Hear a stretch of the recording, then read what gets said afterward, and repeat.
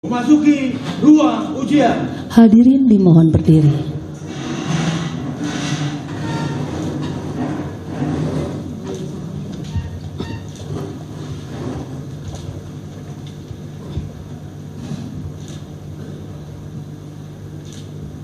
Ya, biasa Pak Firdaus, saya ingin mengetahui lebih jelas tentang kebaruan baik pada aspek teoritik maupun metodologisnya.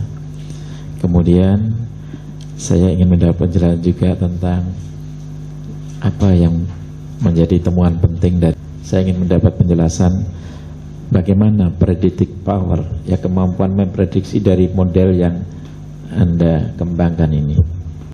Bahwa kebaruan dari penelitian saya yaitu menolak beberapa penelitian sebelumnya, ya, bahwa kesejahteraan rumah tangga nelayan pesisir itu bisa ditingkatkan melalui hubungan secara langsung melalui tingkat produksi, meningkatkan produksi di sektor perikanan maupun non perikanan sebagai alternatif.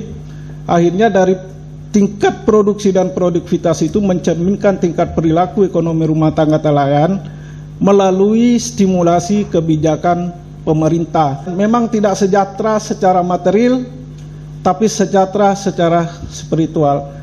Ternyata ada kesejahteraan yang abstrak, yang tidak nampak oleh mata kita, tapi dimiliki oleh rumah tangga nelayan. Rekomendasi terutama terhadap pemerintah Provinsi Kepulauan Riau yang dikepalai oleh Gubernur, bahwa meningkatkan kesejahteraan itu perlu berbasis terhadap aspirasi yang berkembang di rumah tangga nelayan atau masyarakat pesisir. Bagaimana aspirasinya? Bahwa memang benar apa yang dilakukan oleh pemerintah Provinsi Kepulauan Riau dengan memberikan bantuan peralatan, bahkan mengalokasikan anggaran, memang benar itu relatif sangat membantu. Tapi dalam konteks mempertahankan produksi yang sudah ada, belum mengangkat derajat atau tingkat produksinya secara konkret, menerapkan unsur dalam filsafat penelitian. Pertama, umpamanya dari aspek ontologi, bermula dari menangkap sebuah fenomena yang ada di masyarakat pesisir, khususnya rumah tangga nelayan. Dan permasalahan itulah yang menjadi rumusan masalah untuk dipecahkan dalam penelitian ini. Kemudian dari aspek epistemologinya, dan mampu menjawab dari permasalahan itu melalui pendekatan teoritis, secara teori maupun dari penelitian terdahulu. Lalu asas kemanfaatannya juga terpenuhi, yaitu aspek aksiologi dalam filsafat penelitian, bahwa penelitian ini memiliki asas kemanfaatan. Kemanfaatan itu tidak hanya dalam konseptual, tetapi insya Allah sangat mudah untuk diimplementasikan dalam meningkatkan kesejahteraan rumah tangga nelayan pesisir. Yang saya mau tanya adalah, apa sih sebenarnya yang dihasilkan dari penelitian saudara ini? Apa yang dihasilkan dari penelitian ini? Pertama itu model pengembangan kesejahteraan rumah tangga nelayan.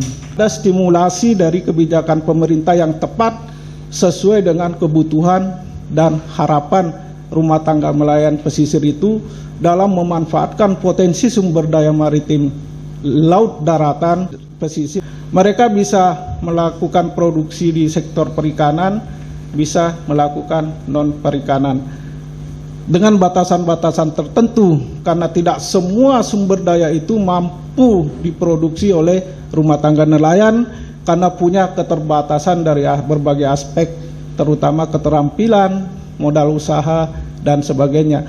Dari yang paling signifikan dari hasil uji model adalah perilakunya untuk mendukung kesejahteraannya.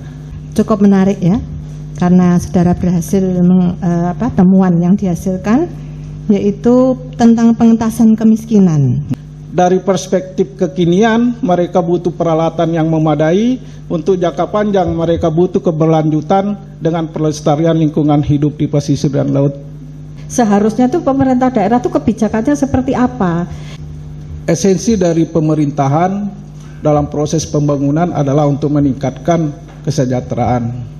Proses pengambilan keputusan oleh kebijakan pemerintah daerah yang terkadang tidak berorientasi terhadap aspirasi yang berkembang di masyarakat maupun terhadap pendekatan yang disesuaikan dengan kondisi, karakteristik, ataupun potensi sumber daya yang ada di daerah masing-masing. 5 tahun terakhir ini adalah puncak dari kemiskinan rumah tangga nelayan. Kenapa? Karena 5 tahun terakhir ini lah muncul kerusakan-kerusakan lingkungan hidup. Dan 5 tahun inilah tingkat penghasilan nelayan mencapai pada tingkat stagnasi, bahkan cenderung turun. Dan 5 tahun inilah sumber penghasilan nelayan di pesisir mengalami ancaman.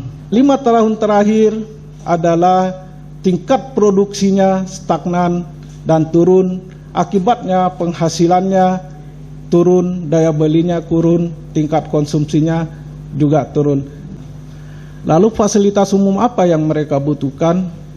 Mereka butuh fasilitas umum untuk tempat berlabuh perahu karena terjadi pendangkalan, karena kondisi tempat berlabuhnya yang sangat jauh dari pemukiman mereka butuh fasilitas pasar. Dengan ada aspek pasar, maka fleksibilitas ekonominya diharapkan semakin berkembang, maka perilaku ekonominya juga semakin meningkat. Masyarakat pesisir di Provinsi Kepri masalahnya itu relatif komplit, yaitu memang sumber daya perikanannya itu sangat luas, tapi masalah yang mereka hadapi adalah peralatannya, sehingga dia nggak mampu mengakses sumber daya itu lebih jauh lagi. Artinya karakteristiknya di sini ada permasalahan lingkungan, ada permasalahan keterbatasan modal dan peralatan. Bismillahirrahmanirrahim. Assalamualaikum warahmatullahi wabarakatuh. Selamat siang dan salam sejahtera bagi kita semuanya.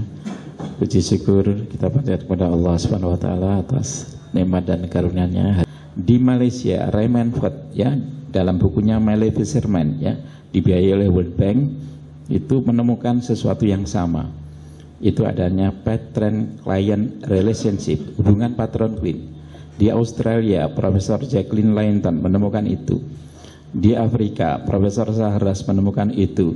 Nah, sehingga apapun ya yang dilakukan selama hubungan kerja yang bersifat eksploitatif itu tidak dibongkar, tidak diperbaiki, ya apapun tidak akan memberikan dampak yang positif.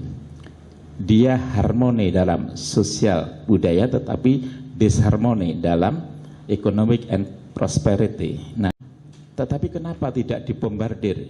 Karena pemerintah hanya menggunakan satu tool, yaitu economic policy. Harusnya dia minimal ada namanya political economy, ya. Ada namanya pendekatan-pendekatan yang disebut dalam ekonomi sebagai ekonomi kelembagaan.